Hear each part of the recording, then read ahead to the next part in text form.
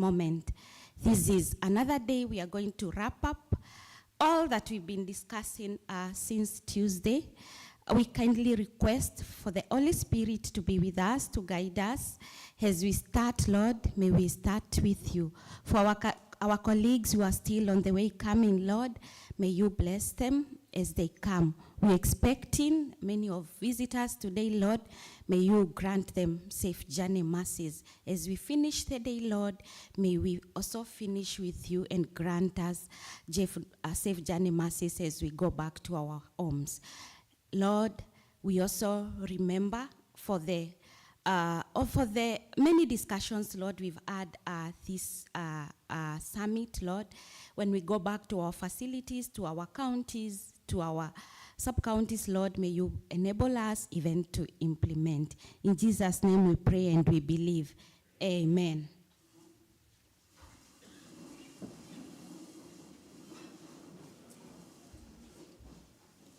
Okay, thank you, Pauline, for that wonderful prayer and setting the pace for this day. So, ladies and gentlemen, I think at this point, we'll want to straight away start our program today. And it might not be in your program, but still we want to hear more. Probably the last presentation around NCD integration. We are aware that Prof. Kimaiyo presented a similar presentation on integration, especially on NCD. But maybe want to hear a similar model, but which is targeting, small facilities within our counties. So this quick presentation will be done by one of us, an epidemiologist, who also has a community health background, and that's none other than Rachel Kiuna, who is also the Casco from Nakuru. So Rachel, karibu. Tumpigie makofi akikuja. Asante sana Rachel, nafasi ni yako.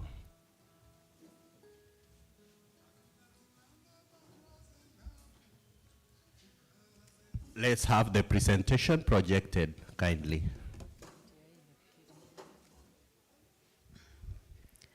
Good morning, everyone. All protocols observed. You've heard my name. It's good to hear from the counties because that is where the rubber meets the road. And it's good to hear from the rubber and the road. So I'm here together with my colleagues, right from the South Rift Valley Technical Working Group. Jack, kindly, our coordinator, may you wave.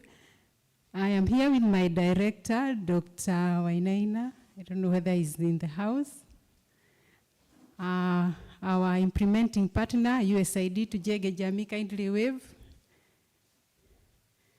And also we have our communities. We have our mentor mother, one of our mentor mothers, and the AYP. So I'll go straight to the presentation, following closely from what Professor Kimaiyo presented. As Nakuru County, with the support of the Rift Valley TWG and our implementing partners, and of course the county government of Nakuru, we have integrated our services in different ways, and I'm going to bring to us the integration in a smaller facility. Next. So I'm presenting non-communicable diseases service integration in HIV care, which is a step-by-step implementation approach in Nakuru County. And those are our facilities in terms of wards, and in terms of the graph on the right is on about private and public facilities, the small stars in the red and green.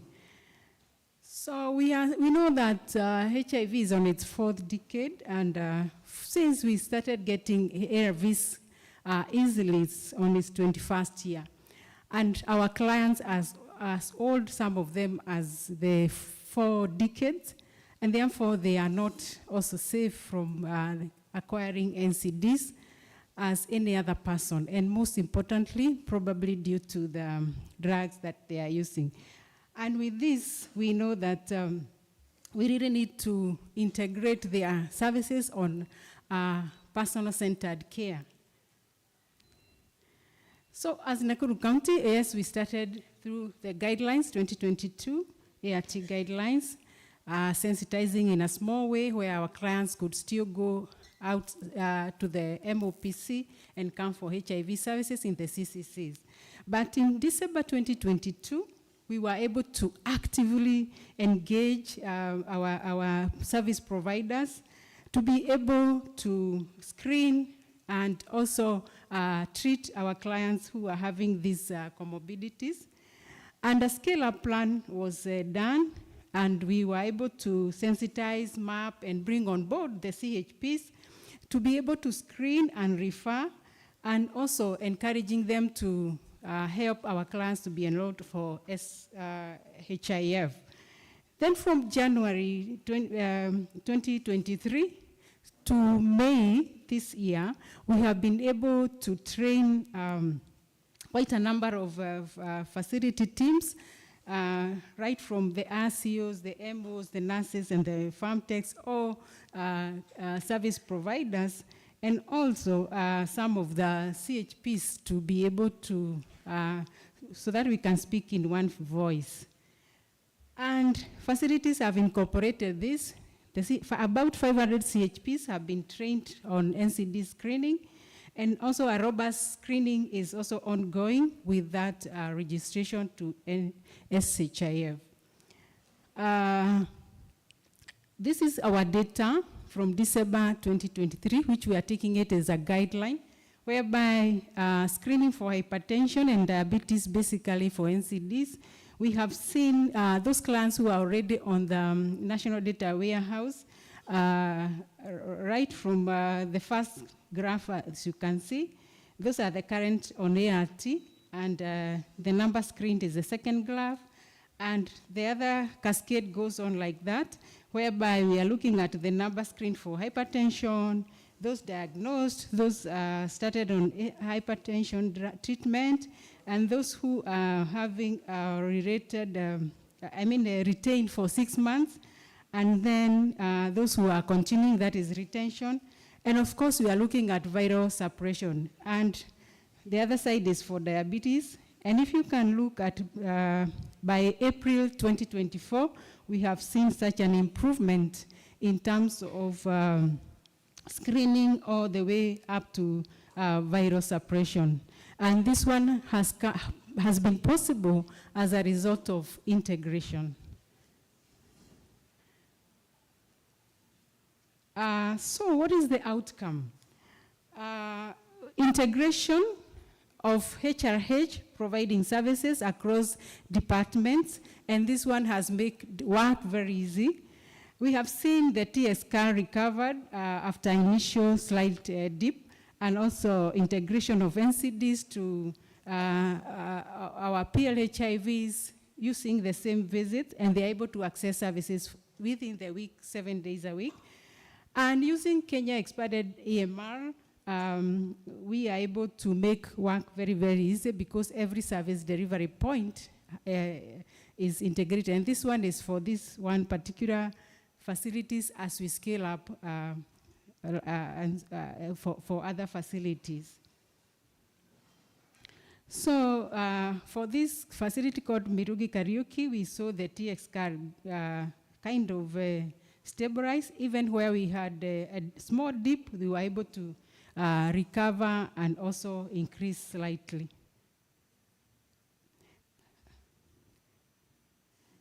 What are the challenges?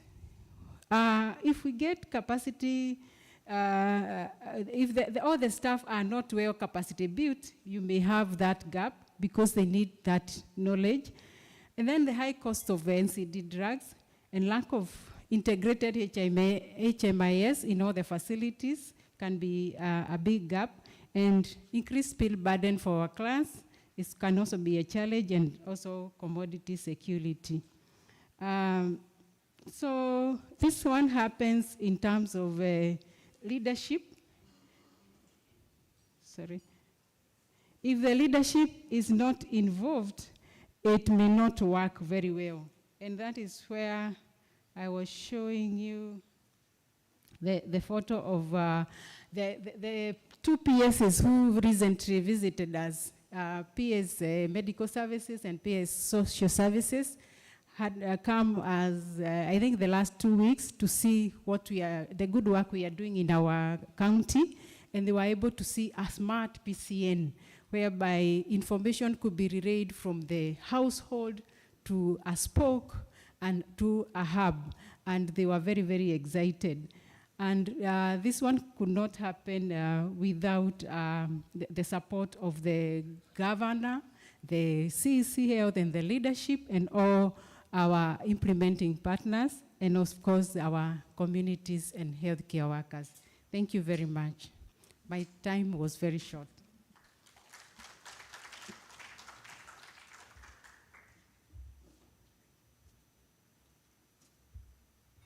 Okay, let's appreciate Rachel once again. Thank you, Rachel. Asante sana for that presentation. So with that presentation, I think we come to the end of our presentations around integration. And so we'll switch gear to today's business, where then we are going to have presentations around sustainability, leadership, financing, and on all these kind of very important areas. So to start us off in that direction, with all humility, I want to welcome Honorable Roslyn Omoro, OGW, and who is also the CEC member for health for Homa Bay County. Tumpigie makofi, Mheshimiwa. Thank you, Mheshimiwa, and karibu.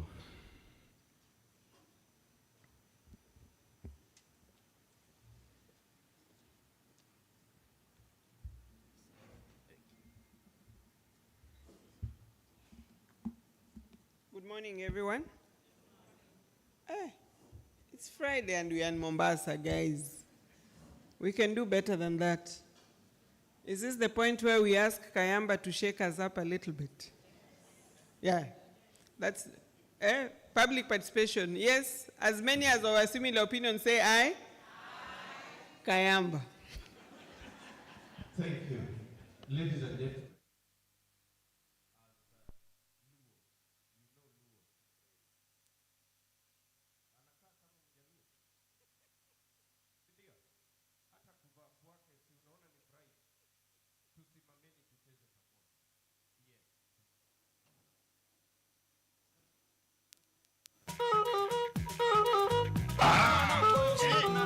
Tingisha tu mabega pole pole.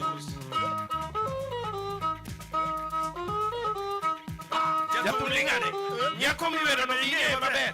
Mana uma sande nyako nyango nyar fomo yango diang ni welo. On beach for dogs, agoko for children, choose for teachers, ombayo for women, tomodong for everybody. Why are ye? Why are ye?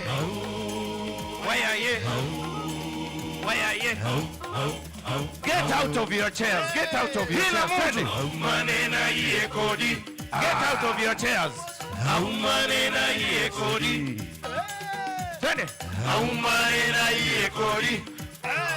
Ladies, muko wapi? Toka kwa viti. Kujeni hapa. Chamkiwa.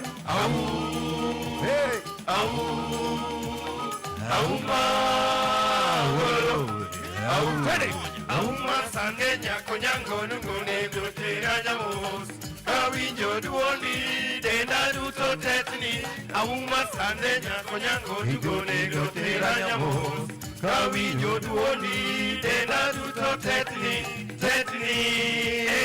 hey baby auma rena yekori kibandi auma rena yekori kimi tomi aumarena yekori kiremba aumarena yekori kilongi tene auma wololo Rapudo mama aweri la getar kapamba. Adundo mutoto suko kalanda umama hero. Rapudo mama aweri la getar kapamba. Adundo mutoto suko kalanda umama hero. Hero. Hey. Hi baby, aumane na yekori. Kibanditi banda, aumane na yekori. Kimito mia, aumane na yekori. Kiremba kirembi, aumane na yekori. Kilombito lunga,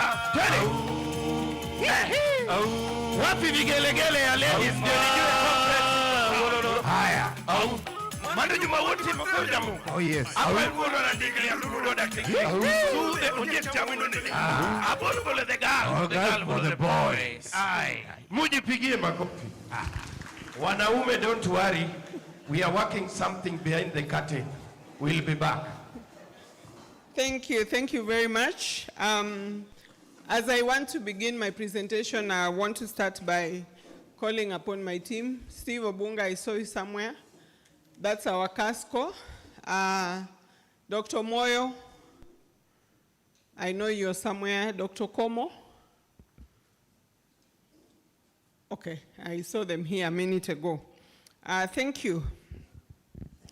When we talk about transition, a lot of times we think that it's something that came up. Some of the conversations that I've had with people about transition, I find there's a lot of misinformation and disinformation around transition. So I want to start by explaining why are we talking about transition and why are we talking about sustainability. Sustainability is an issue because we have to transition. And we have to transition so that we have not just locally led, but locally funded and locally supported programming for HIV and AIDS. In my mind and in the minds of some of us, many of us, I'm sure, it was never a question of if, but when. And I say this because PEPFAR was an emergency. It was meant to address an emergency. But we've had the emergency for 21 years. And sometimes it seems, somebody said, not yesterday, the day before yesterday, one of the presenters here said something which really touched me, but which is the truth. That a lot of times when you ask government to put something on the health, they say on health, and specifically HIV, they said, no, that one donors are supporting. But in the same vein, I think 2 months ago, I was in a meeting with the NCD Alliance, the Non-Communicable Diseases Alliance. And someone speaking on behalf of diabetics asked me a very difficult question. And I really, really felt bad about it. And this is what he said. He asked, do you guys want diabetes to reach the epidemic proportions of HIV before you are able to set aside money for it? So we have something that is working in a way it should never have worked. Because of the high cost and because of the interventions needed for HIV, we put so much attention into it to the exclusion of some diseases, but also to the exclusion of our own government, emphasizing or laying emphasis on how to sustain the cost and the gains. So we all know that in 2014, as a country, we declared ourselves low middle income. We moved from low income to low middle income. So it means also the structure of our development assistance had to change, whether we want it or not. Or Dr. Como is back, he had stepped out. So Dr. Como is our County Director of Health. So when you look at the issues around transition, it is about our having stayed in one space for so long that we need to move to the next level. Sometimes we talk about funders changing priorities. I don't think it's the funders changing priorities. I think it's the world moving. So when you move economically, you move socially, you move politically. And of course, as you move, you're not stagnant, so things around you change. So what has it been like for us as Homa Bay on this transition journey? Okay. I like not assuming things, yeah? So I don't assume all of you know where Homa Bay is. I don't assume that because I know where Homa Bay is, all of you know where Homa Bay is. How many of us know where Homa Bay is? How many of us have been to Homa Bay? How many of you want to come back to Homa Bay? Or come for the first time? I want to welcome you. Homa Bay is a very beautiful place, so beautiful that I could stop my discussion on sustainability and talk about the beauty of Homa Bay. So as you know, we are a bay county. The bay is the shore of the Lake Victoria. Kenya has a very small part of Lake Victoria, about 20%. But that 20%, 80% of it is in Homa Bay. How many of you knew that before today? Oh, Fatima, you knew because I told you the last time you rode into Homa Bay. So when you want to see an expansive water surface, especially of Lake Victoria, don't go to my friend Julius Nyerere's Migori. Don't go to Dr. Ganda's Homa Bay. Don't forget about here. We have 80% of the shore of Lake Victoria. And it's a really beautiful place. We have a population of about 1.2 million. The total area is 3,153 square kilometers. And our population density is 390.7 per square kilometer. We are growing. We are not doing very well, but we are trying. 2.2% is not very good. It's also not very bad. So we are somewhere in there. That is our prevalence, 15.2%, but it has been a journey. For us to get there, it's been a journey. That was not the prevalence in, like, let's say 20 years ago. I met someone who, I think he's the founder of the, is it called the Children Investment Fund? And he said that he first went to Homa Bay in the 90s, or somewhere about 2000, 99 or 2000. And he said he was very sad at the number of homes that were closed, homesteads that were closed because there was nobody. So that's no longer the case. So it's been a journey. It's been a journey of faith. We have gained a lot. But our biggest worry now is the number of 14 to 24-year-olds who are being diagnosed with AIDS. Not the ones who are born positive, but the ones who have, in one way or another, been infected. What is the rationale behind our county transition? Apart from the fact that I've talked about funding, low funding, we have noticed that most of our programs in HIV and TB are donor-driven with very limited government financial allocation. And I'll tell you a story. I like to tell stories. So 2 weeks ago, I was appearing before our county assembly defending our budget. And one of the things they asked, they said, you suddenly have 1,400 workers in your workforce. Who are these? When did you recruit? And I said, those are not my staff. I don't know if my very good friend, Dr. Michael Audo of LVCT is here. Is Dr. Audo here? I think he's on the way. I told them, these are Dr. Audo's staff. Because we ran a program with LVCT, and we decided to integrate so that we all manage the staff from one place. And every time you walk into a facility, if you went to a facility like Ndiwa, level 4 hospital today, you'll find the person who is in charge of this clinic and that. You'll find about 6 partner-supported staff from LVCT, from others. So what this means is that I have less staff.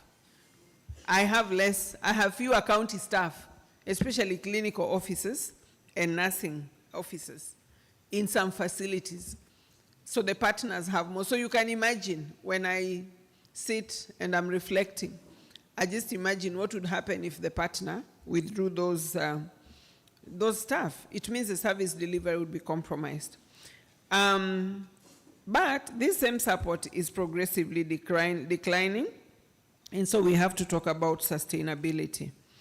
And then there's also the issue of limited data on actual funding and the role played by government. I keep saying that health is a very dicey place to be in. It's the most difficult dockets to serve in. Why do I say this? I don't know how many of you arrived here on Tuesday and Wednesday and saw the floods. So if we saw the floods, if any of us picked our phones and called either the governor or the CS transport or somebody, or a government official, whether national government or county government, there was a physical manifestation of lack of drainage, isn't it? There was a flood across a road. If tomorrow there's a pothole, we will see and we'll be able to witness a physical manifestation of poor drainage or a road that has not been done. The question I always ask, which one of us can demonstrate a physical manifestation of underfunding for health? If there's such a person in this room, I want to have a conversation with them. It's difficult for me to say that, you know, because we underfunded this program this year, these are the effects. It's very difficult. I mean, we saw what happened during COVID. COVID came, we were ill-prepared. We were given a very sad story the day before yesterday. No, that was yesterday. Sorry, I have gray hair, so I tend to forget some things. So, you know, the small little things, lack of preparedness for pandemics, lack of preparedness for the unknown, lack of enough investment in several areas. But as the people who are responsible for budgeting for health in this country, I can assure you, we have an uphill task. Just that same last week when I was being asked about new staff, I was trying to say, so I don't have staff, so we really need to employ about this number of staff. I was told, no, work with the ones you have. You know, when you try to explain to a citizen in Homa Bay that the reason a particular facility cannot open until 11 is because the facility has one nurse who lives 5 kilometers away, but because this particular facility is not on a power grid and we have to have vaccines, when she wakes up from her home, she doesn't come straight to work. She has to first of all go to the other facility with power, the nearby facility with power, where she kept the vaccines in the evening. Pick them, come to the facility, open, serve people, leave early, because she has to walk back to that facility to keep them.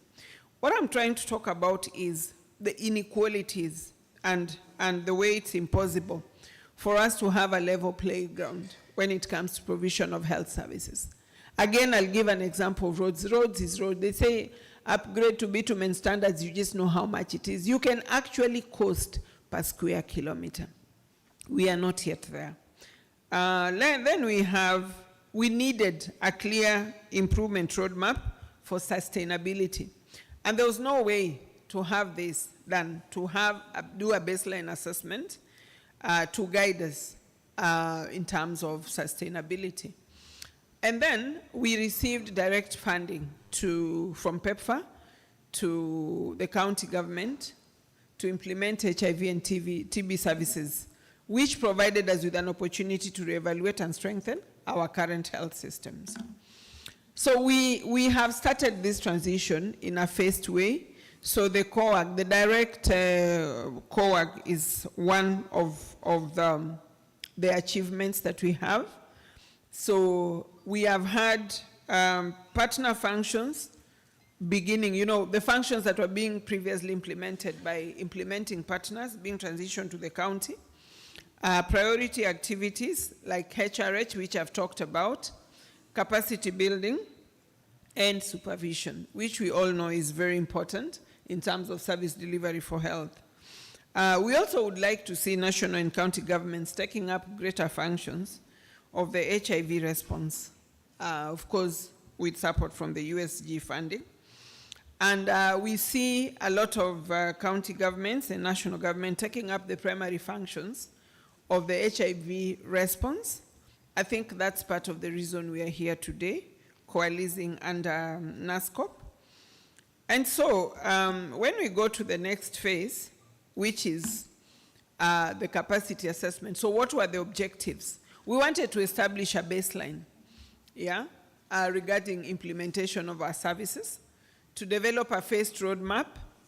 We needed to determine how do our current coordination systems work? How are we as leadership responding? And how are we setting priorities? What are the gaps? How can we strengthen these gaps? What are the areas that we can improve in? And where do we have duplicated efforts? And I think this is one of the biggest problems that we have as a country, duplication. And I say this with a lot of respect, and I want to say that this is one of the things that we are very grateful to the US government funded programs. I don't know about other counties, but in Homa Bay, for instance, we have a framework. So we know everybody who receives any funding from the US government in HIV response, in malaria, in every sector. So it becomes very easy for us to be able to see how the funds have been used or not used. Sometimes this doesn't happen with some donors, and it becomes very difficult. And I really don't want to open wars with the civil society, but it becomes very difficult for us to work with them in a coordinated way, even though they're working in our county. Because when all is said and done, everything falls and rises on leadership. And when you talk about leadership, there's political leadership, there's technical leadership. At the political level, we have the governor as the political head of the county. And so it's just important that we get to know, and she gets to know, what any partner or any support that's coming to our county. So the transition process. We had a very high-level county meeting. County transition team was formed. We developed TORs for the county transition team. We did a baseline assessment. Where are we? What can we do better? What's not working? And we developed a transition strategy matrix.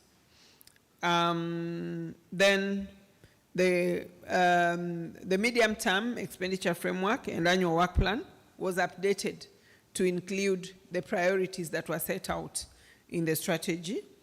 And then, of course, lastly, my very good friend Jenny here was in Homa Bay. And I'll show you a very beautiful photo that we took where the governor gave us her blessings and even signed an MOU. So what were the deliverables, or what are the deliverables? Phased and transition plan and metrics. I did a cabinet paper. I think it was one of my very, very early responsibilities, or one of the things that I did first when I came into office. Then the signing of the MOU, and our current CIDP has these priorities. So what have been how have we done this? We have several models of integration. So we've talked about the high-level one for level 5, where we have specialists.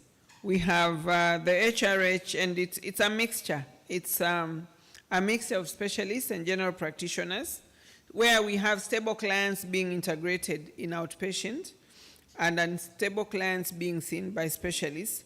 But when you come to our lower levels, we just have general practitioners. And where we have a workload of 1,000 and above who are active on ART, we have rotated to HIV clinics, and we have everything being looked at in one place. But when you go to our lower level facilities, that's level 2 and level 3, where we have limited infrastructure and limited staff, with a workload lower than 1,000 on ARTs, it's one place, it's a one window operation. So there is you'll have everybody being attended to in one place. So our services in our outpatient departments are also fully integrated. What have been our ingredients for success? Work and work and work.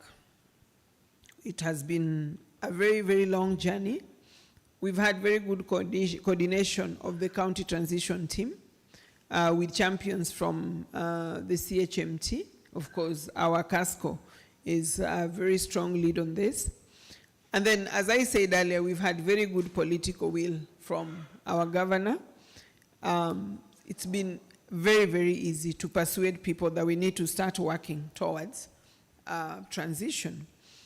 Involvement of the county assembly, the county public service board to onboard the partner staff that we currently have working in our facilities. But it has not been without challenges. Our funds sometimes are under disaster and not held. Don't ask me how. There is also a disparity between budget allocation and disbursement, and of course, inadequate and delayed funding from national government. The one thing that I keep saying is, having worked in the devolution space since inception, since 2013, one of the biggest mistakes we made as a country was to transfer functions, especially health, without costing. Because the cost of executing the health function in Homa Bay is not the same as Mandera, it's not the same as Wajir, it's not the same as Kisumu or Nairobi. So just deciding that we will put this percentage to health across the board is not enough. We have different priorities, we have different pockets, and we have different disease burdens. For instance, HIV is an issue in Homa Bay. It might not be an issue in Nyeri. In Nyeri, you might find there is, we have NCDs. So where should we have put more weight? I'm not talking about weight in terms of funding, because the one thing that I keep repeating, that health is a service more than a commodity issue. So when people talk about drugs, apart from, of course, like ARVs that we know is a lifetime regimen, but if today, for instance, where we are right now, God forbid, one of us fainted, would you ask for a doctor or would you ask for a hospital? Just a genuine answer. Would you ask for a doctor or a hospital? What would you ask for? Why is that response very weak? I know we are optimistic, so nobody's going to be sick, but I'm saying, if it were to happen, and I'm not saying it would happen to you, even me standing here, I can collapse. If I fail, okay, let me use myself. You know, people are very scared. They don't want to think about, so me, now I'll be the example. If I collapse here, will you look for a hospital or a doctor? Exactly. So in terms of speciality, we needed to think about the specialties that certain regions need as opposed to what the other regions need. So one of the things we are doing is we are working to de-risk sustainability for HIV programming so that we determine what are the long-term effectiveness, where do we have ability to build resilience.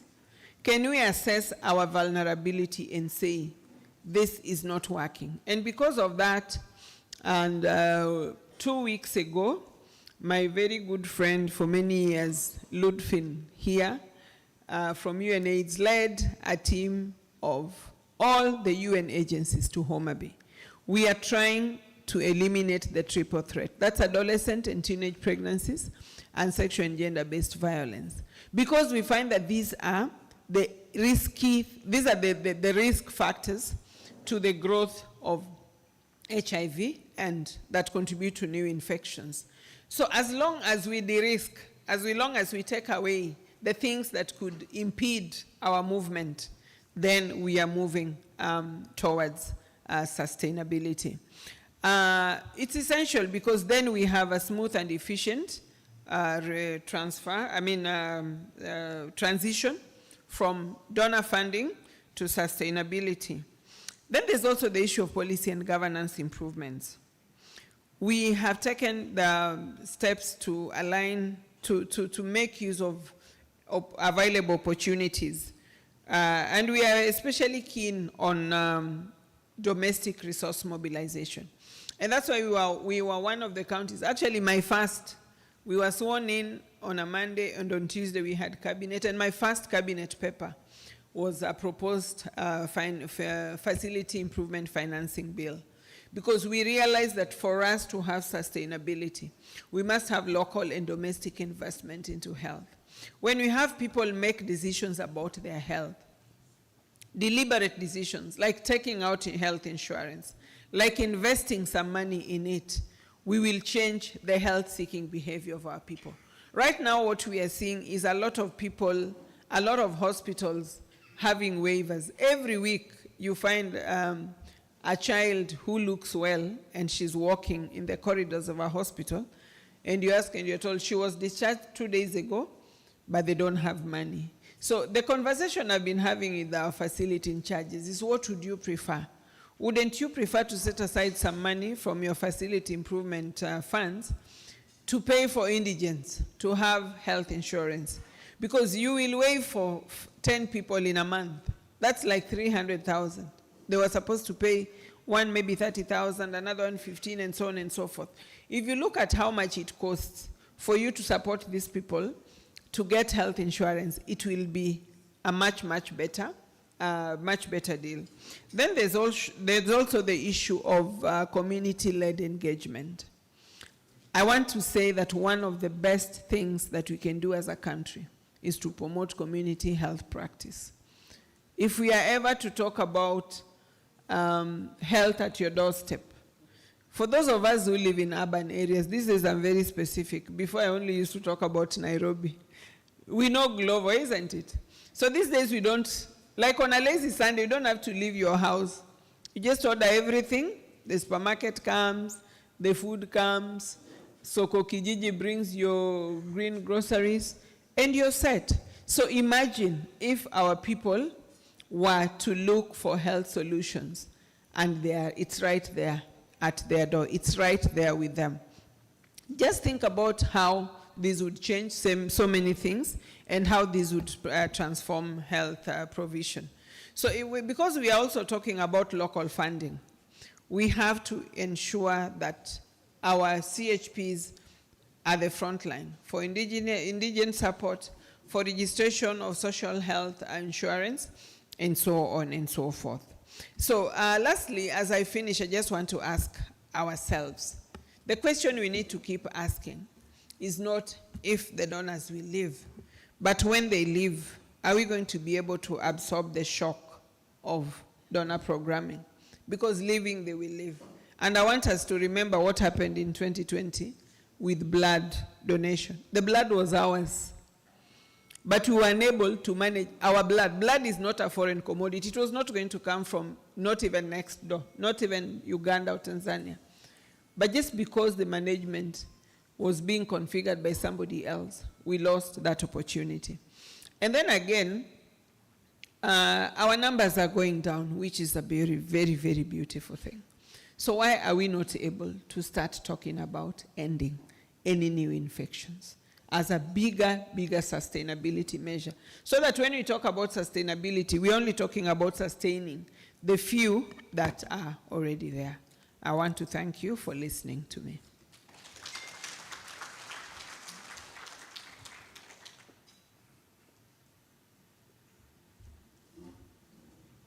Okay, thank you, Waziri, for that good presentation.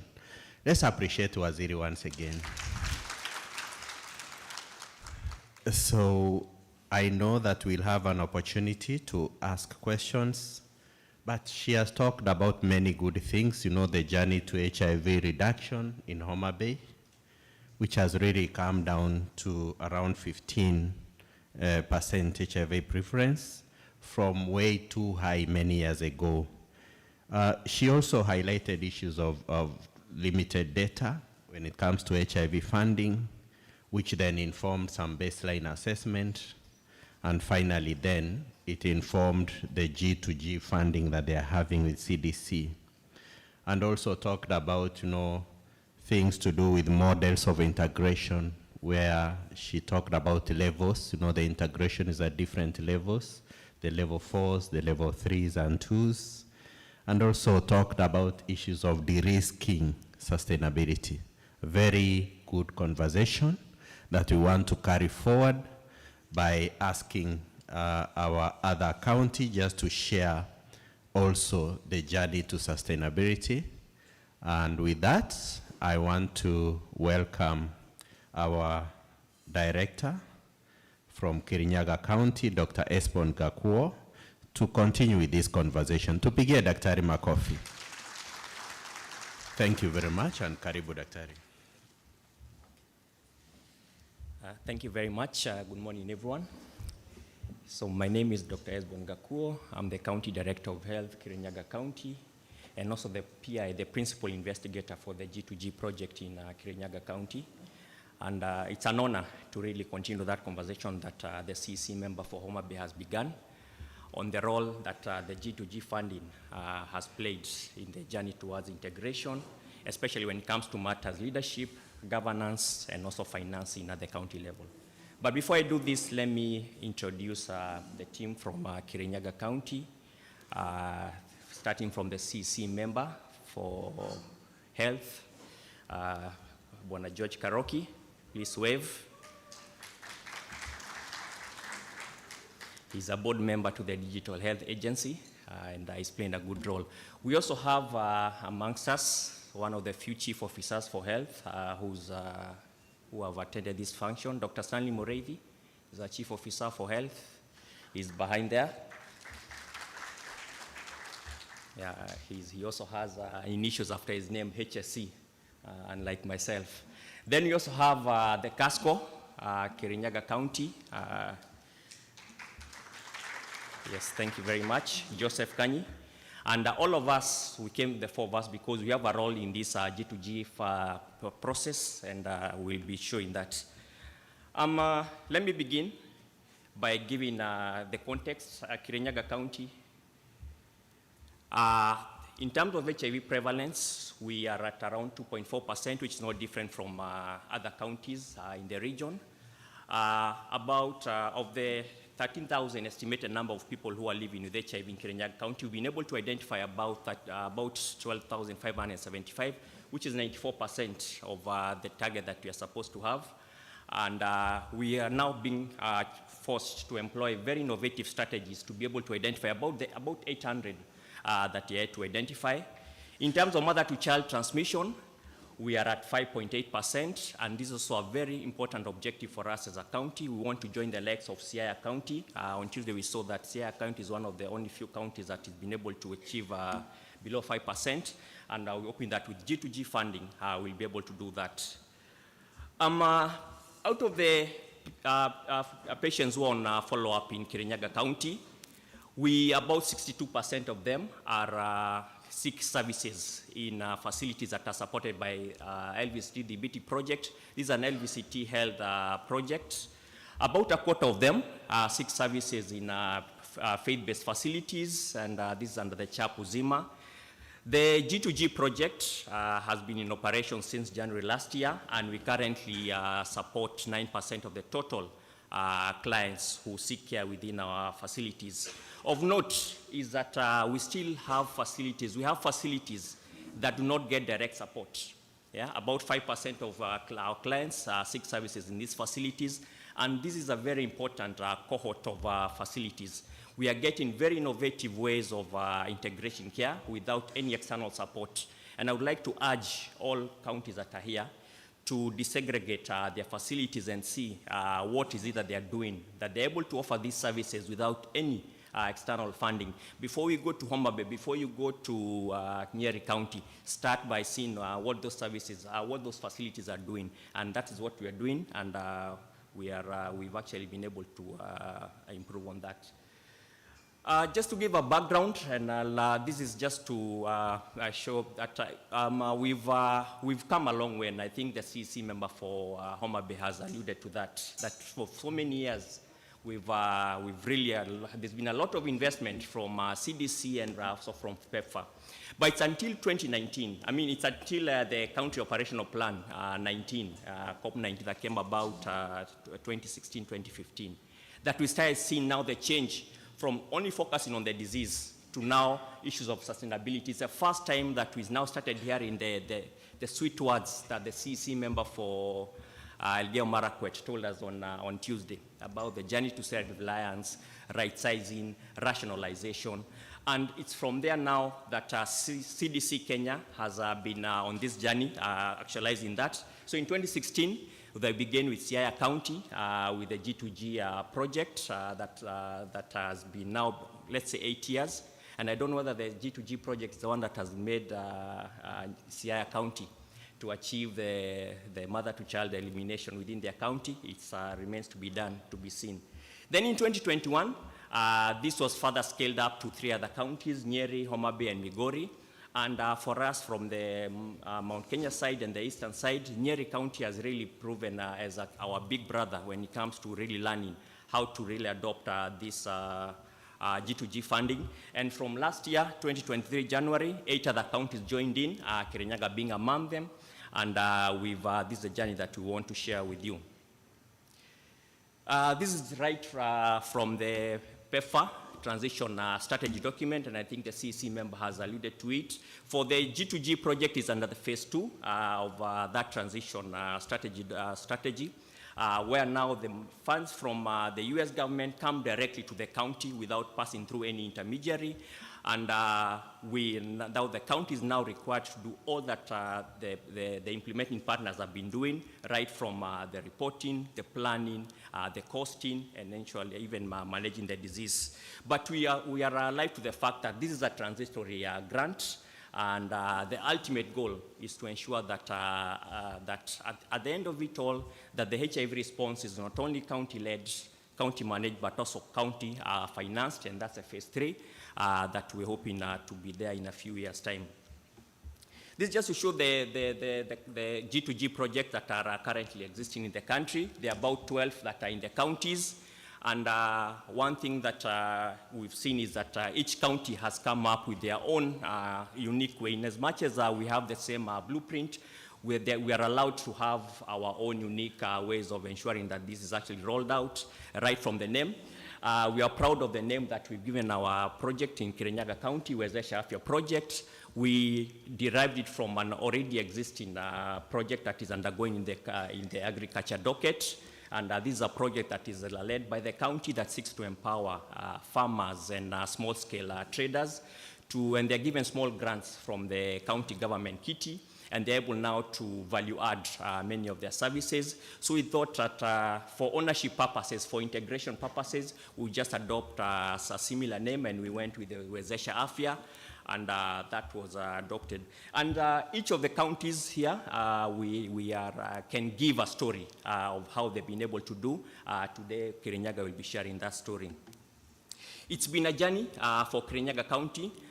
We did the initial application back in 2020 at the height of COVID. That was when the initial application CDC reached out to counties, and we all applied. The first 3 counties were taken up in 2021, but it's until around April 2022 that CDC came back, and we did what the CC member for Homa Bay has done. We had to do an organizational capacity assessment. That CDC wanted to find out that is Kirinyaga County really able to take up these functions that we are about just to give them. So we had that with the support of the lead implementing partner, and from that we are now able to draw up a transition document, what you call a roadmap to transition, and that has what is guided us to be able to come up with the G2G process that we have. Of importance is that in October 22, the county governor, Her Excellency Anne Waiguru, had to commit in writing to CDC that indeed that Kirinyaga County signs up to this transition exercise, and that we will progressively take up some of these roles. And I can say that is really what really kickstarted the process of transition in Kirinyaga County. And then since then, we've been able to roll out many of the activities. The grant is likely to end in December of next year, hopefully with an extension, but we are waiting to see. So how do the funds flow? I think this is very important for the purpose of those counties that are yet to implement, is that once the work plan is approved at the CDC level, the CDC HQ, we get what is known as a notification of award. Really, this is a letter that says that indeed the funds are now available, and we are now able to draw those funds from the US Treasury direct to a special purpose account held at the county government. The signatories, and this is one of the key areas of integration, the signatories to this account, special purpose account, is the accounting officer in the county treasury, who's the chief officer for finance, the accounting officer in the Department of Health, and also a senior accountant at the treasury, at the county treasury. This is also one of the key things that we want to entrench, that it also follows the county financial structures. And of course, now from there, we're now able now to draw those dollars into a now operational account where the business official, the principal investigator, and also an accountant are now able to be the signatories. Let me say that these structures, the accounts are now, can now be said that they are legal, ever since we were able to pass the Facility Improvement Fund 2023 last year. So now we have the basis for being able to set up these accounts that funds meant for health need not taken to the county revenue fund, and this is a very important strategy. We've been able to receive close to about $280,000 so far, and we anticipate that from October this year, we'll be able to get another $200,000, and that has been able to assist us to carry out some of the activities. Now, in terms of leadership and governance, this is also very important, is that we've also been able to integrate this project into our oversight structures, both political and also community. For political oversight, we are mandated by law, the County Government Act, to give regular reports to the County Assembly Committee for Health, and every quarter the CC member for Health sends a report on the performance of this project to the County Assembly. Of more importance also, we also have the County HIV Committee. This is a body that has been set up in our county HIV investment plan, and it brings together also persons living with HIV, faith-based organizations, community-based organizations, the national government, and it looks at issues, community issues, and this also gives an oversight body.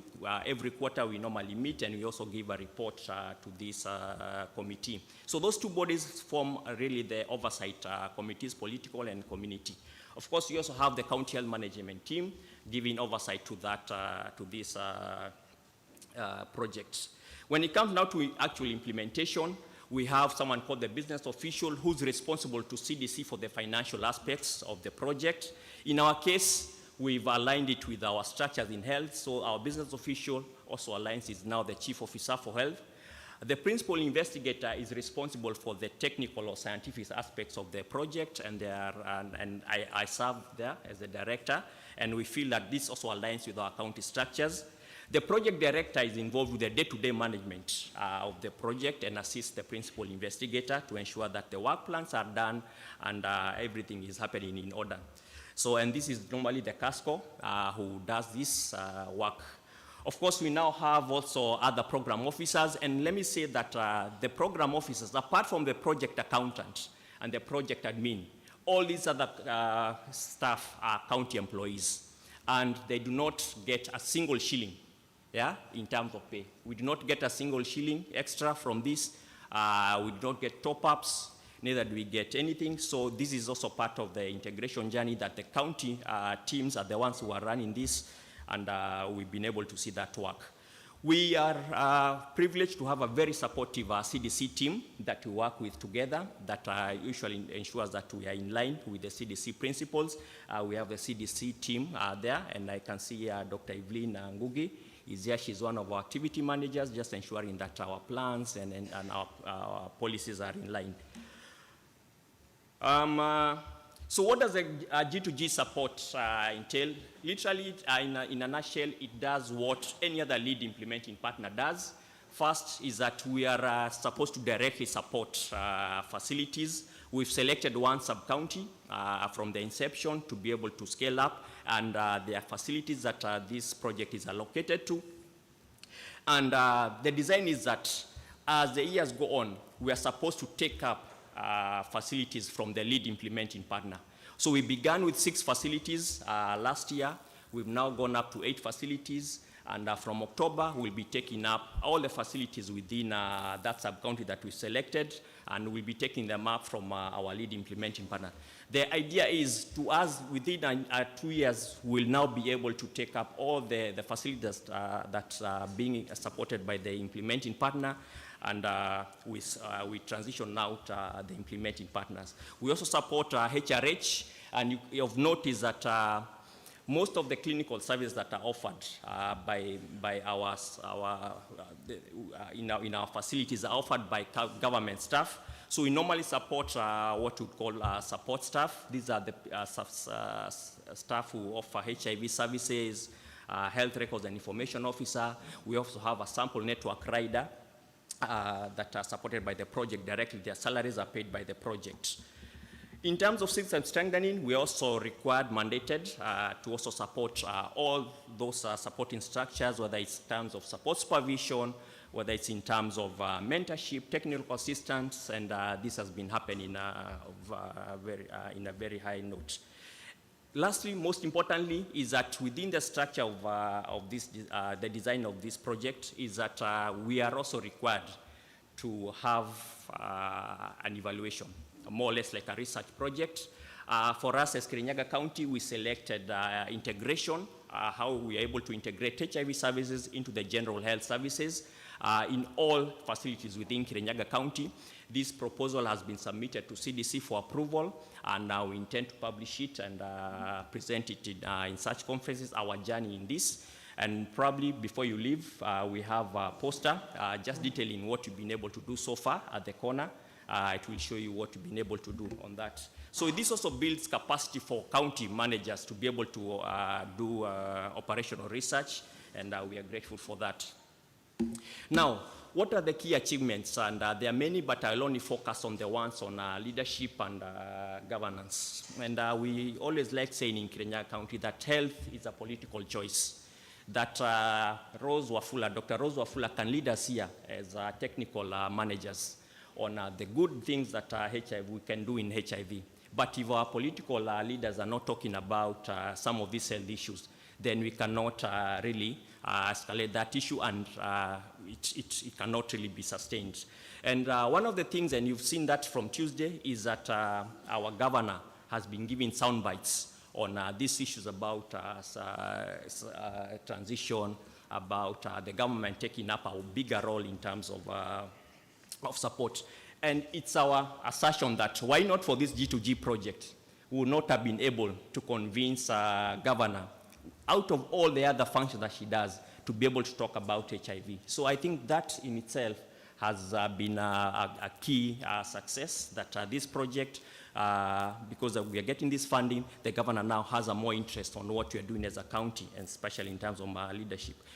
On the other side, especially on the county legislature, is that, just like I said, we are mandated to report to them. And it's because of this interaction with the county executive, the county legislature, the county assembly, the county members of the county assembly, that a few months ago, about 2 months ago, they gave out a resolution, committee resolution.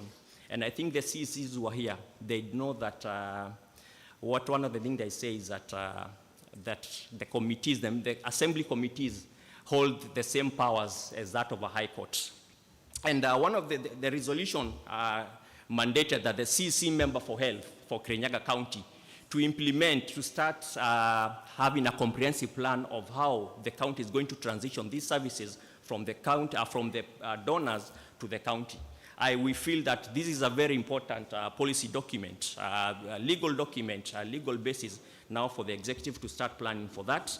And so we can effectively say that our CEC has been served with a high court order to ensure that transition happens in Kirinyaga County, and it happens within the life of this assembly. Of more importance also is that we also been, as technical managers, there's been a lot of capacity building, of course, also by force, because we're now being forced to do what the implementing partner has done. And I can say that with hindsight, we really did not understand what really goes to HIV programming. It's because of us having to do all those applications, having to do all those regular monitorings, that we now understand better.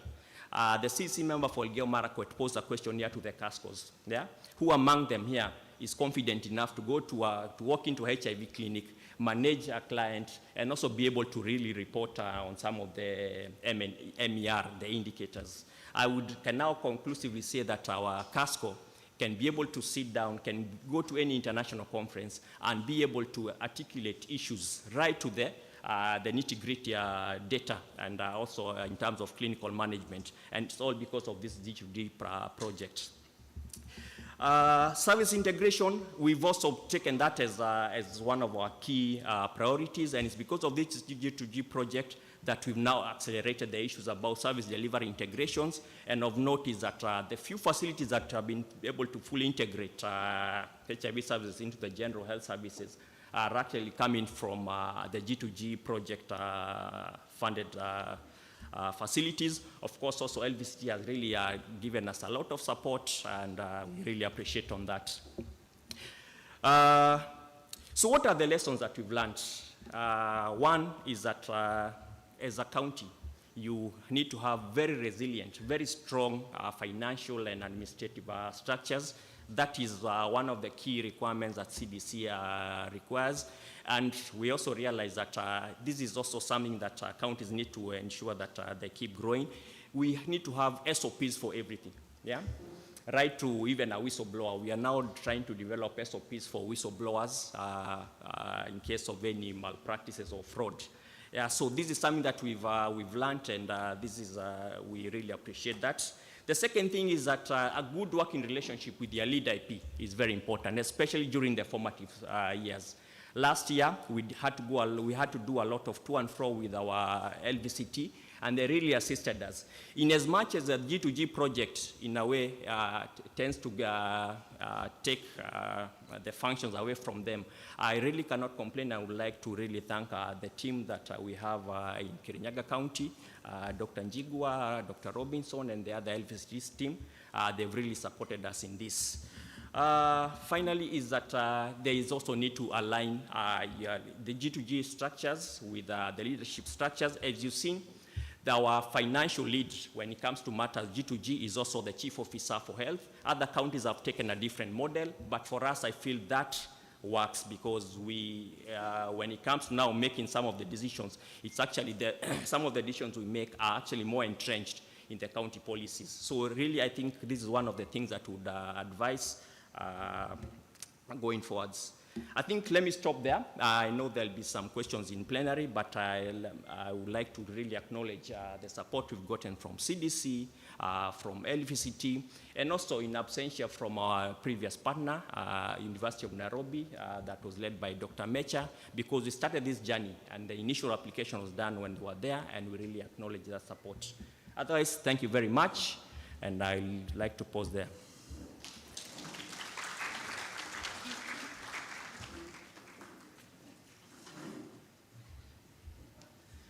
Let's appreciate him once again.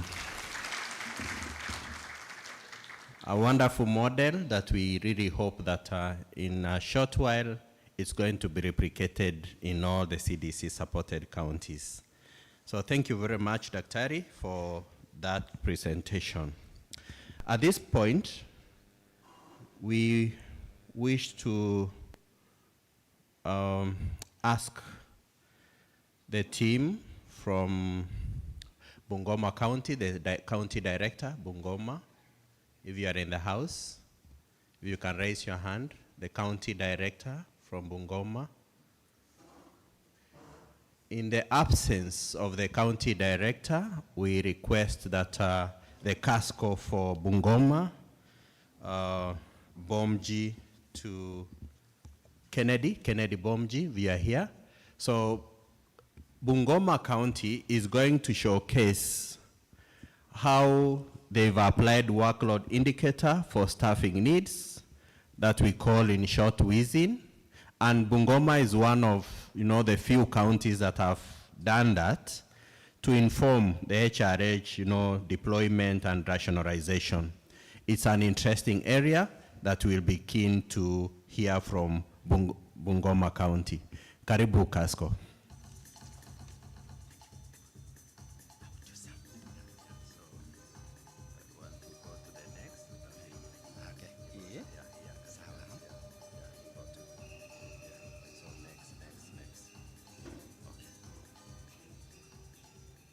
Thank you very much. Thank you very much, our coordinator, for that. All protocol observed. Good morning. My name is Kennedy Bomji. I'm the Casco Bungoma, and I'm here to present to you about workload indicator of staff needs, model for staff rationalization and right sizing case of Bungoma County Department of Health. Next. Okay, this I've just highlighted USAID Dumisha Afya, who are implementing implementing for us on care and treatment, our main care and treatment partner, and they are strongly represented in the house. Dr. Shono, thank you very much. Dr. Mokaya Byron, I'm sorry that our CEC could not be with us in the house, and even the director because of some urgency, but I'm here to do the same. And as you can see, we have walked the journey with our main care and treatment partner, and over time, our prevalence is 2.3. And as our goal, you can see the goal there is to strengthen outcomes on human capacity through this other program, as you can see there, and then to forge the capacity building on HRH systems in the county to ensure county ownership and management of HIV/AIDS response using all our, going by the partners, I mean the pillars of health, the 6 pillars of health, that is leadership and governance, health system and financing, commodities, as it were. Why WISIN? WISIN is work indicator staffing needs. And why did we go for it? We had a very good reason to go for it. One is that we had challenges in ensuring an adequate and equitable distribution of health workforce. That is the main reason we have had a big challenge to ensure this adequate and equitable distribution.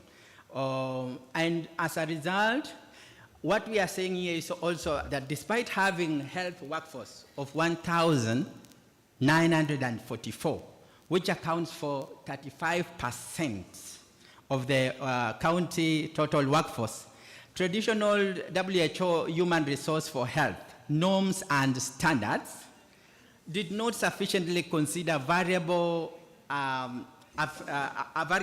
affecting workloads such as accessibility and the staff offered.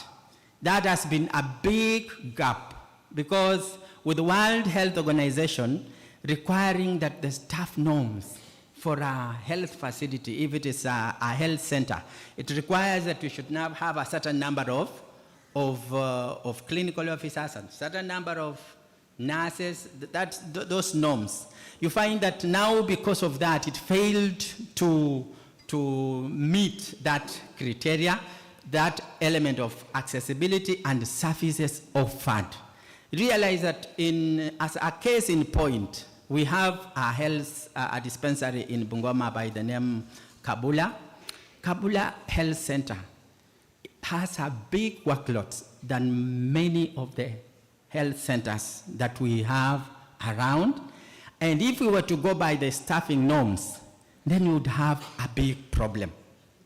To address this issue, county health department adopted the WISEN model developed by the WHO to determine HRH gaps in health facilities accurately. And this workload indicator, WISEN, is a human resource planning and management tool that provides health managers with a systemic way of making staffing decisions based on the actual workload of the healthcare workers. WISEN. Okay, that one, as you can see there, our CEC was as a result of the good approach that we developed and saw the importance of the same. Our CEC there, as you can see, had to organize for HRH, that is the human resource persons, to be deployed to all our sub-counties to work under our DMOHs and to work as a team to streamline and continue with the work as it were. That is the picture with our CEC, as you can see there. It uses workload data activity standards, variable working time, available workload statistics to calculate the required cadre-based health workers for each facility. It addresses staffing gaps based on the actual workload on the facility, because they will have to narrow down to what is really the workload, how many staff do you have, what is the workload, and dig deeper. WISEN method. One, as you can see there, data collection there was a data collection done between April and July of 2022. And it included 13 health facilities and 7 different cadres. It involved group discussions, data collection, source documents from KHIS, observations, interviews with the cadre in charges at the facility. This was very, very interactive sessions that we were having to dig deeper, going by the documents as highlighted. Personnel records from the hospitals were retrieved and analyzed using the WISEN software.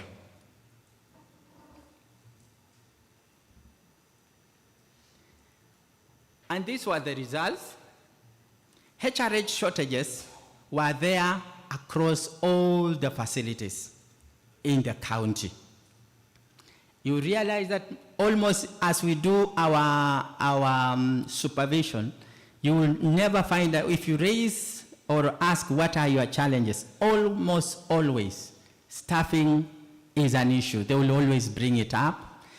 And then another finding here was that nursing and clinical staff were most affected. The highest gaps in the county was a county referral of Bungoma and Webuye hospitals, the 2 main hospitals in the county. Shortages were across all the 7 cadres that 8 cadres that we worked on, including the CHARS. And this was the summary of the facility-based HRH gaps per cadre based on the WISEN results. And as you can see in that WISEN result board there, of all the facilities, what comes very clear is that there was actually overall health human resource gaps in all the facilities, in all of them, except if you can see the red there in Mount Elgon. In Mount Elgon, we had an overstaffing of 5 clinical officers. As you can see there, 5 clinical officers more They were doing a lot of work, and I mean, they were doing the night duties, and many of them, we realized that most of them were just free. They could even take off like that. Because of the workload, you find that they were overstaffed by 5, digging deeper. And then also in Webuye Sub-County Hospital, in one of the main hospitals, is that the nursing staffs were over by 4, as you can see there. And then we have the overall totals after working on this Wizen. The overall gap was 248. 248, the total work up after working out to determine what is the shortage.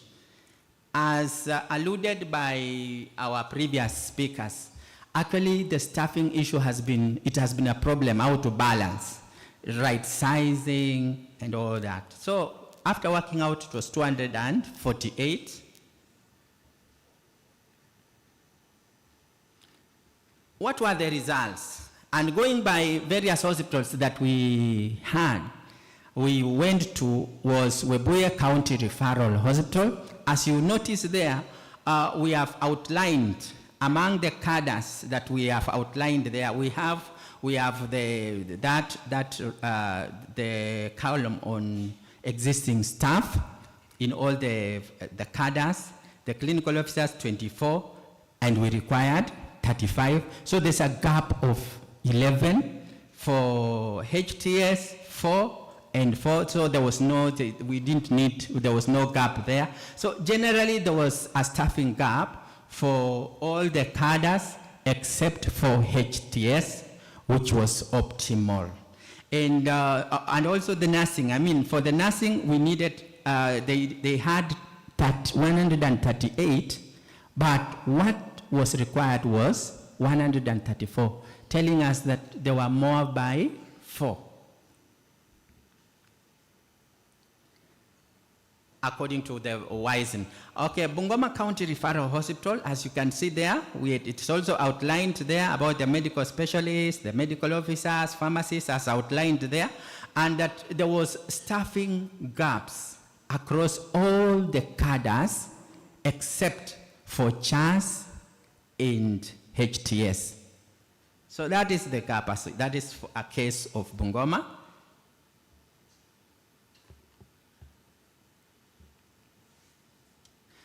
For Mount Elgon Sub-County, what we noticed there's a gap, shortage for medical officers, a shortage of 1, pharmacists 1, pharmaceutical technologists 1, and for laboratory technicians and HRIOs, they were optimum. And then also what is notable here as indicated earlier is that clinical officers, as highlighted earlier, was a shortage of, overstaffed by 5, as indicated there. That is for Mount Elgon. Wizen results. What were the results? The results were that this model enabled our CHMT to analyze the cadre workload analysis with precision, with accuracy. After interrogating the staff, observation, taking the staff and allowing the tool to calculate, the software to calculate, we were able to analyze this cadre and analyze it with precision, and then strategically calculate HRH needs for the facilities visited. And we developed a targeted recruitment plan under which, as highlighted earlier on, we noted that we needed 248 healthcare workers, and the same was utilized, used by our CEC for advocacy at the county, at the county assembly for more sourcing of funds, and 300 million budget was approved as a result of the same. And we used it, And as I'm talking to you, recruitment was done, and we were able to absorb and get 248 healthcare workers out of the same. Still on the results, we made identification of HRH management gaps leading to establishment of HRH units at sub-county levels and high volume facilities. That is what we made sure that at sub-county hospitals, all of them, and the facilities, we deployed human resource officers in those counties, in those units, to continue with the good work. And then HRH units targeted issues such as staff analysis, absenteeism, accurate HRH data, and reporting delays on abscondment, just to maximize on the staff that we have. And then the study's broader impact was to encourage wise and tool adoption by the leadership, potential for widespread use across hospitals, informing personnel norms, development vital for resource-constrained health staff. And then this study is expected to encourage the use of WISE and tool in other hospitals, cascaded to other hospitals across the county, and inform the development of personnel norms for health facilities in resource-constrained settings. Conclusion. By adopting this WISE and study model, it allowed the department to determine evidence-based facility HRH gaps and inform recruitment decisions, at least with that accuracy that we got out of it. And then establishment of the sub-county and facility-based HRH units, improved joint MOH partnership, including placement of staff existing in the service, so that even the partner staff, we have streamlined in such a way that we do it in collaboration. Everything is done in line with the MOH. They cannot just do it on their own, but it is streamlined so that we carry it together. If there is any deployment, if there is any advisory matters, it is escalated to the MOH to discuss and even deploy to rationalize and right size on the staff. What are the limitations? The limitations here is that it relies on recorded workload data. That is actually a limitation. And also that with the drug and reagent stockouts and equipment breakdowns, it affected the workload. And when the workload is affected, you can see that we cannot get accuracy in carrying out the exercise. And then strikes and go slow, which is there. And then the next steps. What are our next steps? Our next steps here is that project focus to train county health management and leadership, and then formation of inter-county HRH secretariat for sustenance of HRH coordination, and then also technical assistance to wisen TOTs. We have 2 trained TOTs by the county government in collaboration with our implementing partner, who have been very close and supported strongly. So that is to be cascaded. And then disseminate best practices. This is one of the things, the next steps. And then sustain successful interventions, sustain them, and then explore strategies for HRH-related issues. Our acknowledgements are as follows. As you can see, MOH leadership of Bungoma County government, county in charges involved who are very supportive in carrying out the WISEN, and USAID Dumisha Afya, and then USAID Kenya, East Africa. Thank you.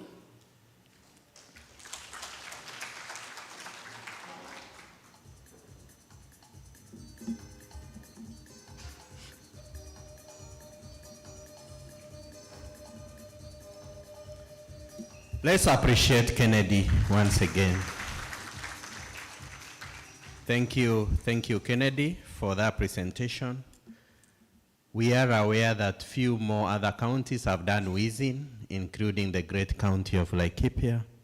So it's the way to go for you to determine how many, who do you need, where do you need them. Wheezing is the way to go. So we are learning and of course ready to learn, especially from the implementation bit of it. I have an announcement. There's a lost item here. I don't have a name for it, but I guess it should be for ladies and a few other men. So I don't know how to determine whose it is. Either we'll ask you question what color it is, so that will put away those non-potential owners like the men. It's here, so if you might have misplaced it yesterday, kindly check it out with me. Fine, at this point, again, I know that for those of us who are on bed only, masaa imeanza priorities imeanza change. But we'll still have one more presentation from Kericho County, you know, the great county of Kericho, who are going to showcase their integration model for HRH. And this will be done by Honorable Brenda Bill B. So Brenda, Waziri, if you are here, nafasi ni yako. Oh, let's clap for her. Thank you, Waziri. Karibu.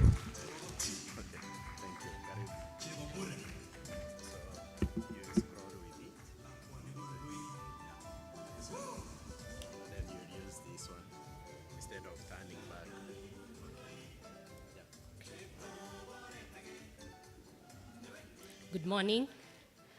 I hope you can see me. I'm vertically challenged. So allow me to begin by introducing my team. Let me introduce myself first. My name is Brenda Bilby. I'm the CC for Health Services, Kericho County. I am here with my Director of Health and our county pharmacist, Dr. Betty Langat. It's Dr. Korir. And Dr. Korir, there, our county pharmacist. So our presentation is quite brief, and most of the counties have covered various aspects of what we will be discussing, but ours is particularly on how we have integrated human resources and management to our delivery of service in Kericho County. So we are one of the counties in the South Rift, and this is just some of our data concerning our population. We have a very large population, youthful population in Kericho County, standing at around 44%. And despite our very green and rainy county, our poverty rate is quite high, standing at 42%. We have total facilities, 297, and 157 community units. This is the breakdown, as you can see here. Our public hospitals are 7. Our faith-based organizations are 2. And private hospitals are 7, giving 16. Our health centers, a total of 15. And our county and faith-based organization and dispensaries coming at 266 to make a total of 297 facilities in Kericho County. Our human resources form an integral part in achieving UHC. Currently in Kericho County, we have 1,857 healthcare workers distributed across all levels of care. Out of this, we have 635 who are county employees on a 3-year renewable contract, and 1,086 who are on permanent and pensionable terms. Our UHC staff are also 136 who are on a 2-year contract with the national government. However, no cadre meets the minimum requirements as per the norms and standards. Our HIV and TB activities in Kericho are supported by the PEPFAR program, and this was started in 2004. and is also funded through RARE DOD. The PEFA program in Kericho recruited a total of 139 clinical and non-clinical staff. However, in 2010, the county government has managed to transition 56 clinical staff to the county payroll, and 83 are yet to be transitioned. However, this is because we lack an approved scheme of service for the staff. The PEFA program in the county is managed by the medical superintendents of the respective hospitals. The entire human resource workforce, including PEPFAR-supported staff, are managed by the County Department of Health. This includes their recruitment through the County Public Service Board, their deployment, as well as any disciplinary processes. Our training and needs assessment is done and carried out by the County Department of Health annually. We also do capacity building for the staff through training, mentorships, and support supervisions. And on a day-to-day basis, in the course of our delivery of service as a county, we are able to utilize all these staff irrespective of the fact that some are PEPFAR supported and some are employees of the county government. This is because the staff capacity building on HIV management since the inception of the program was all inclusive. This means that then we don't have any interruption of HIV service delivery where we have staff transfers or rationalizations. All of them are just Kericho County staff. In Kericho County, our budget has always been above 35%, and this financial year we have 36%, which is coming to about 3 billion. Out of this, 57.9% is going to human resource, and we are trying to transition all our staff to permanent and pensionable.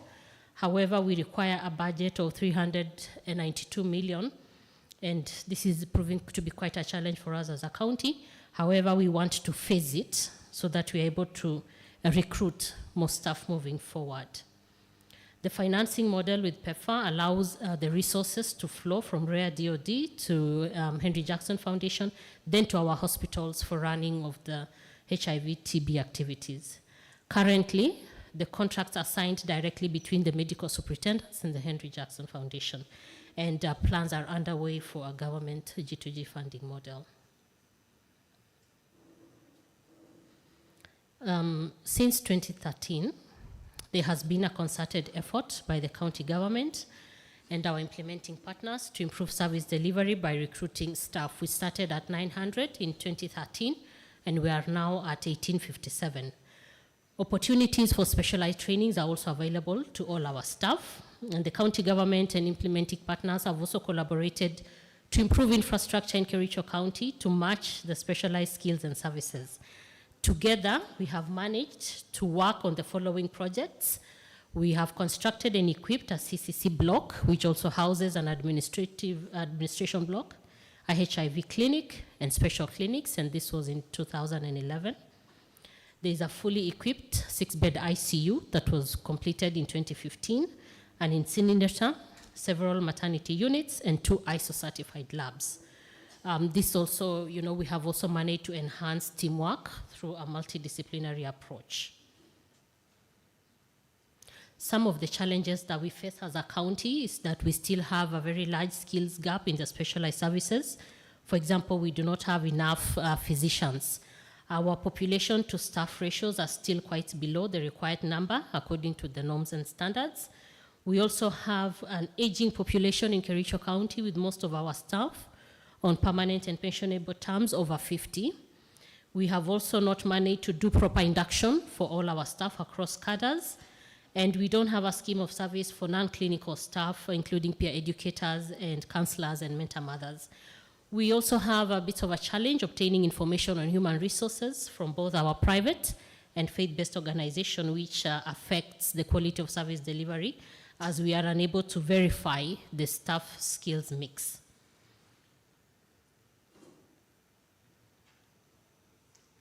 So on our sustainability, through our HRH,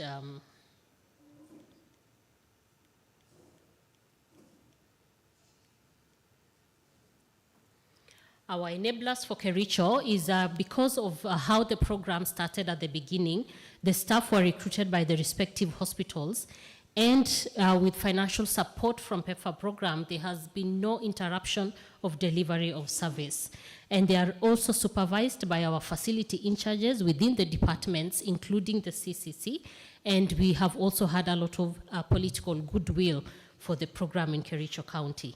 We are leveraging on existing government structures for the PEPFAR supported activities. The government of Kenya officers serve as PEPFAR program managers in their stations. The county health management team also leads support services for HIV services, and the South Rift Valley Regional Technical Working Group leads capacity building and mentorship. So this is just, to wrap up what we have said.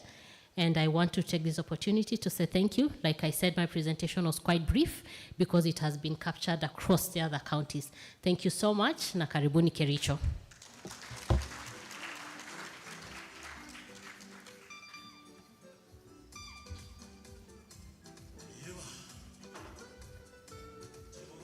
Okay, makofi kwake tena. Thank you, Waziri. That was very brief and straight to the point. So thank you very much for that. At this point from our program, we have come to the end of our morning session presentations.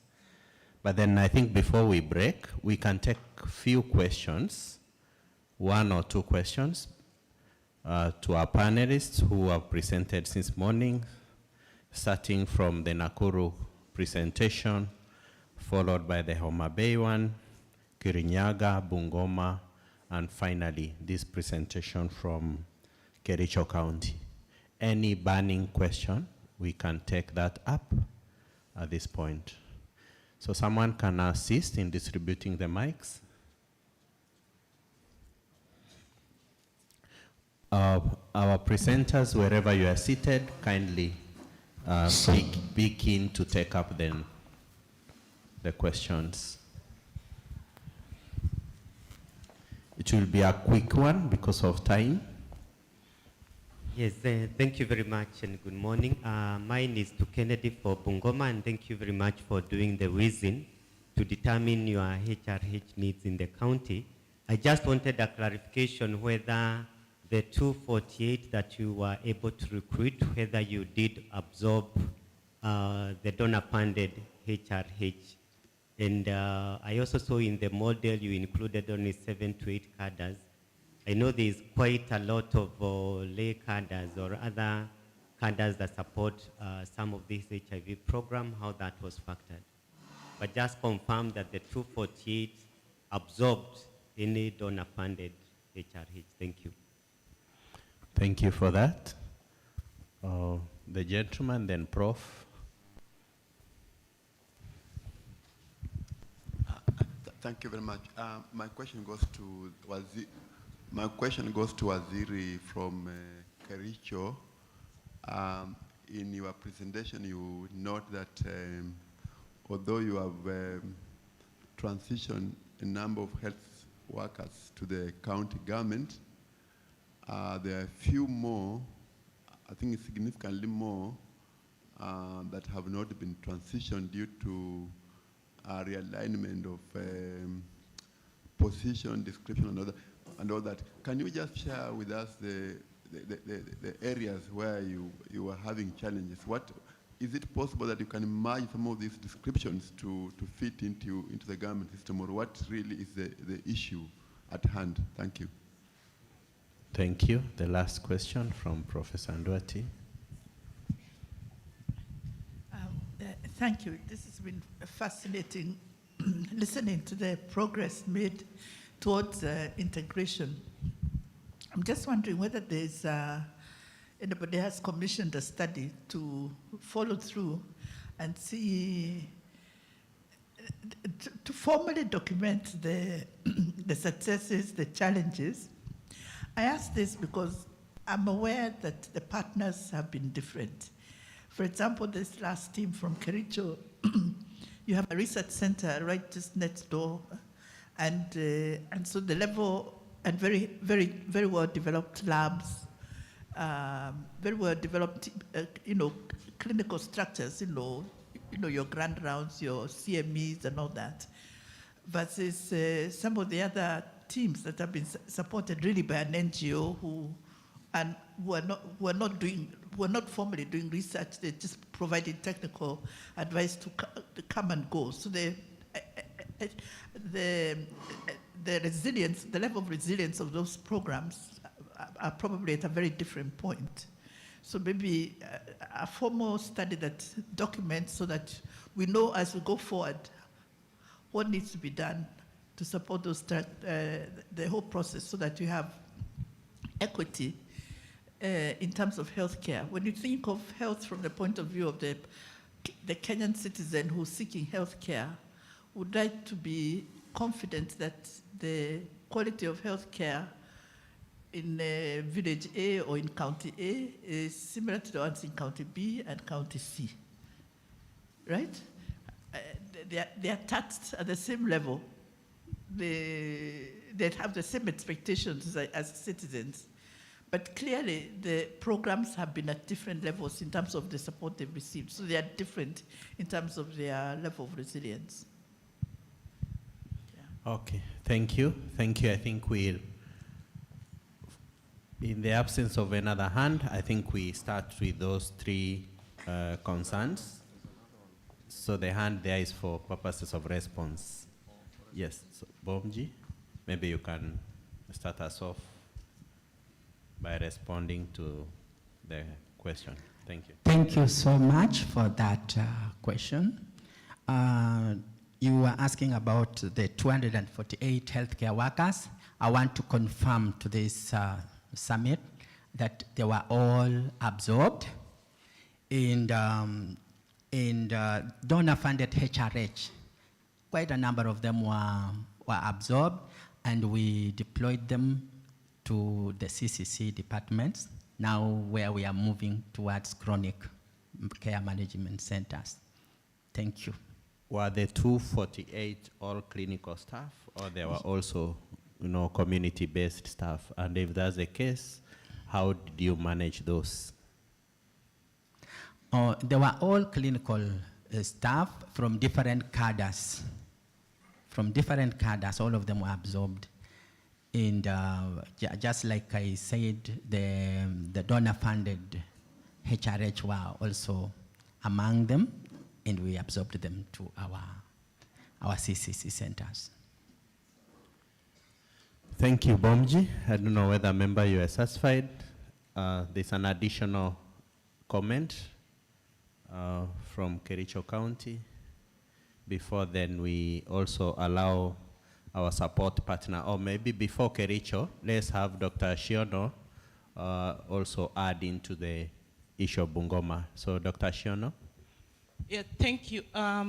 In addition to what Bomji has mentioned, for the second bit of the question where the non-clinical staff, actually out of the within, the county leadership was able to come up with a policy for the contracted worker staff that includes the HTS providers, the mentor mothers, and this has since been passed by the county assembly, and therefore they'll be catered for under that policy, and you're working together to see to it that they're transitioned into the county. So out of the within, the county has taken it up and come up with the policy to address the same. Thank you. Thank you very much, Dr. Shiono. Kericho County, Mheshimiwa. Thank you very much. My name is Dr. Betty Langat, the County Director, Health Services, Kericho County. And for the question on transition, the challenge to transition the other staff who are not in the clinical staff, the HTS counselors, the mentor mothers, and the peer educators, we were not able to transition because they did not have schemes of service. Our transitioning process was through the County Public Service Board, where our staff had to go through a suitability interview. And the only document that the Public Service Board uses is the schemes of service.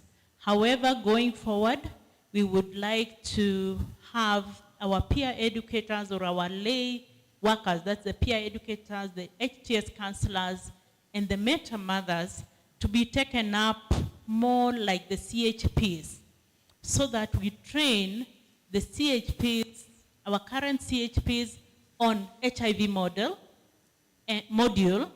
and our lay workers to be trained on the other CHP modules. So at the end of the day, we are going to work together and have our HTS counselors, the peer educators, and the mentor mothers on the scheme of the CHPs. Thank you very much. Maybe Daktari, Prof had asked also around research and documentation.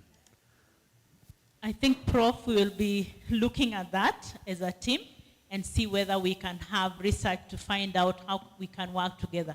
However, as Kericho, the research unit and the clinical area work together as a team because our labs are close to each other. So whatever is done within the hospital and the research unit, we get our clients from the public hospitals, and we are able to work together, and approvals are also done within the County Department of Health. Thank you. I want to ask an additional question, and this is based on the responses that we've had. The HTS counselors are not being transitioned.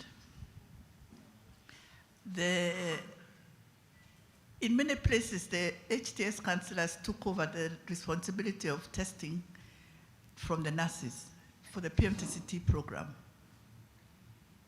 So if they're not transitioned, so they're not on the ground, and the entry point into HIV care is HIV testing, knowing your status, what contingency measures are there for us to be able actually to achieve the goals that we have set out to do? Okay, thank you for that question. So Dr. Shiono, do you want to mention something around it? Now that you've transitioned the clinical staff, what happens with our HTS providers whom then you did not transition and yet they form, just a comment around it. Just as I mentioned, Bungoma County already has a policy in place that will be able to take up the team as part of the contracted workers. And that is what we are working with to ensure that there is not going to be a gap. So like for the county that we've mentioned, Bungoma, they already have a policy in place to ensure no services will be disrupted. Okay, thank you very much. I hope we borrow from that. Yes, Prof.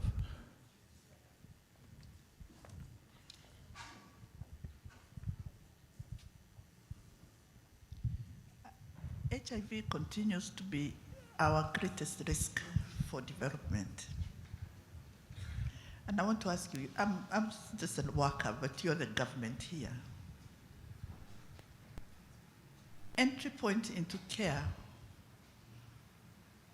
for what is really the biggest risk that we have faced in the last 30 years, we are relying on a casual employee. So the success of our HIV programming is as good as the entry point. We are relying on a HTS counselor. Usually they have had 2 weeks of training. You've heard that they don't even meet criteria to be employed under the Public Service Commission. I think we have a really serious problem. Okay, thank you, thank you. Thank you, Prof. That's a comment. Probably someone will answer it from the MOH team at some point. So with that, ladies and gentlemen, I wish that we take a quick break for tea, and then we come back after 20 minutes so that then we are ready to proceed with the next session. Tea is served at the usual place, and you are all welcome.